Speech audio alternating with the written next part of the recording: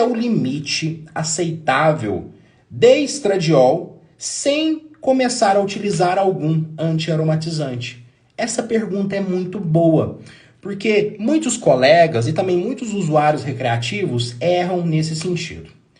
Para responder essa pergunta, não tem jeito, eu tenho que voltar à fisiologia, porque a fisiologia responde tudo. Vamos lembrar o seguinte, a testosterona, ela sofre uns processos de aromatização. Ou a testosterona ela é convertida em estradiol, ela sofre um processo chamado aromatização, através de uma enzima chamada aromatase. E vamos lembrar que a aromatase ela tem diversos tecidos. Tecido adiposo, tecido testicular, tecido ovariano, tecido cerebral, tecido hepático e assim por diante.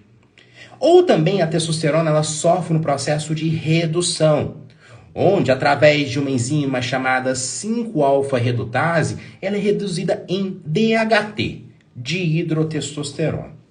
Então o que acontece? O paciente, o usuário recreativo, ele começa a utilizar uma testosterona, né, em dose suprafisiológica. Vamos imaginar que ele está usando uma Deposteron por semana, 2 ampolas de Deposteron por semana, 3 ampolas de Deposteron por semana. Não interessa porque o raciocínio vai ser o mesmo. O que a gente tem que lembrar? Pensando fisiologicamente, a testosterona, ao sofrer esse processo de aromatização, nós temos que pensar, a gente tem que deduzir que a testosterona, cerca de 0,5%, vai aromatizar. Isso é o normal da testosterona.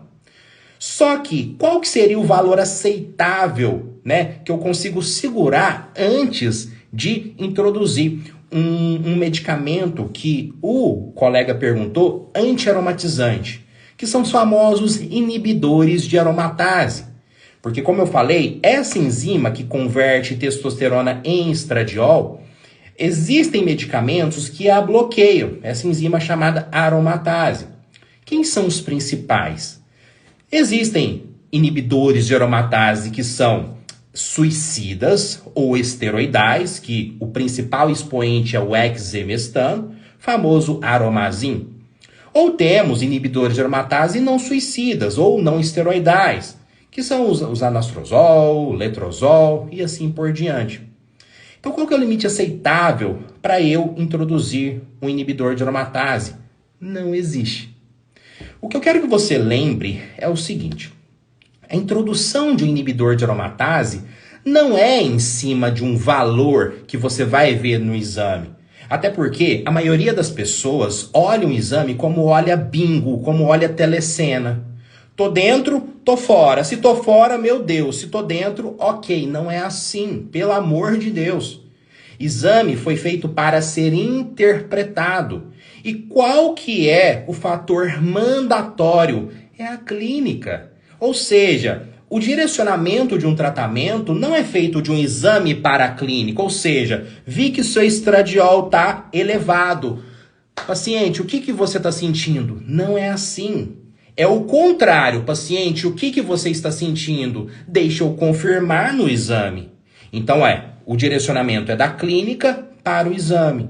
Então, nesse sentido, nós entendemos que a introdução de inibidor de aromatase não é feita em cima de um exame laboratorial alterado. Ela é feita em cima da clínica, ou seja, eu identifiquei que esse paciente está com sinais e sintomas de hiperestrogenismo, ou seja, desenvolvimento de ginecomastia, aumento de pressão arterial, um paciente do sexo masculino com desenvolvimento de acne, eu posso desconfiar que esse paciente está com estradiol elevado.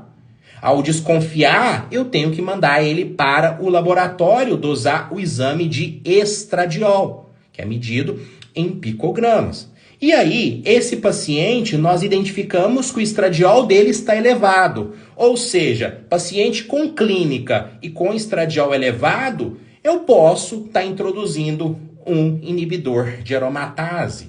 É lógico, existem outros fatores que eu posso fazer antes.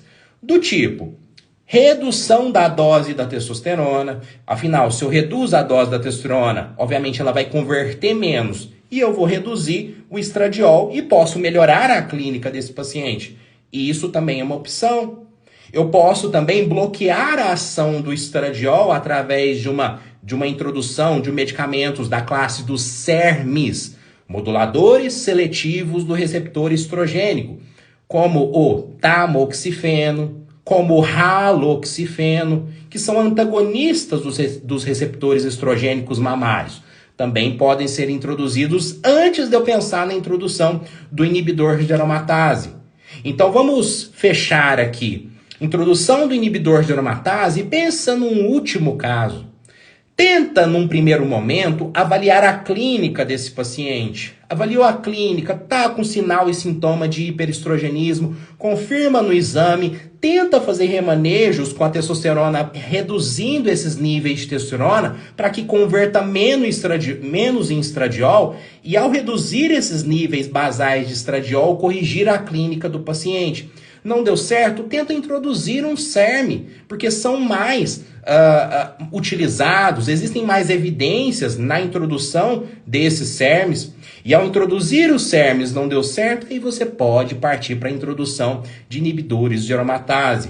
E por que a gente não faz direto inibidor de aromatase? Porque existe a possibilidade de errar a mão. Errando a mão na prescrição de inibidor de aromatase, você pode zerar o estrogênio do paciente. Então, o que vai acontecer agora? Esse paciente que estava com uma clínica de hiperestrogenismo, ele passa, num segundo momento, a ter uma clínica de hipoestrogenismo.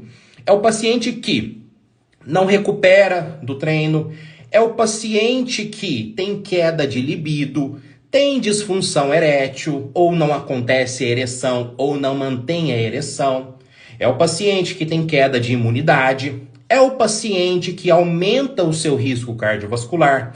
É o paciente que aumenta a queda de cabelo. Nós falamos disso em lives passadas.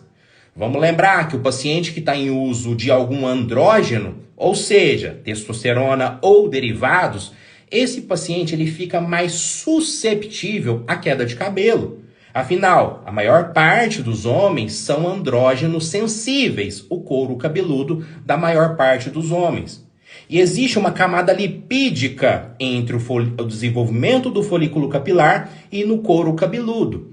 Então, esse paciente que tem maior expressão de 5-alfa-redutase, maior expressão de DHT, maior conversão de DHT, esse paciente, ao receber uma carga exógena suprafisiológica, existe uma tendência à afinação dessa camada lipídica. Ao afinar essa camada lipídica, eu aumento a pressão sobre o folículo capilar. Eu também diminuo a nutrição desse folículo capilar. Então faz com que haja uma atrofia desse folículo capilar. Só que o estradiol tem um efeito protetivo nessa camada lipídica. Por isso que um paciente que está em uso de esteroide anabólico em dose suprafisiológica já fica com uma tendência a ter queda de cabelo. E aí ele enche o rabo de inibidor de aromatase, zero estradiol, além de colher todos aqueles colaterais de hipoestrogenismo, esse paciente fica com a tendência maior de ter queda de cabelo, já que o estradiol tem um efeito protetivo sobre essa camada lipídica. Então, é esse o recado sobre a prescrição de inibidores de aromatase.